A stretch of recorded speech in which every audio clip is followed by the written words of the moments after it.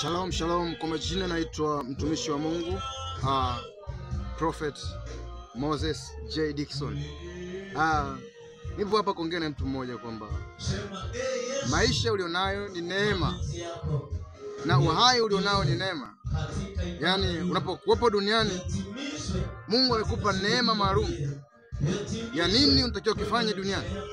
Biblia inasema katika kitabu cha Mwanzo ile sura ya kwanza ndani mstari wa 26 inasema kwamba na tumfanye mtu kwa mfano wetu, kwa sura yetu na kwa mfano wetu. Can you imagine? Yani Mungu amekuumba kwa kutumia yeye mwenyewe. Yani unavyojiona wewe upo katika appearance, yani upo katika mfano, katika sura na mfano wa Mungu. Manake haujaumbwa kwa mfano wa malaika, haujaumbwa kwa mfano wa kiumbe kingine chochote, bali kwa mfano wa Mungu mwenyewe. Kwa hiyo unapokuwepo duniani, kitu cha kwanza unamwakilisha Mungu kwa 100%. Sio kama ngine duniani. Yani unapojua nafasi yako, maana yake unamwakilisha Mungu kwa 100%. Unaposhindwa kujua nafasi yako, maana yake hauwezi kumwakilisha Mungu kama hujui nafasi yako. Mungu akupe neema ya kuweza kumwakilisha, na Mungu akupe understanding ya kuweza kumwakilisha duniani hapa.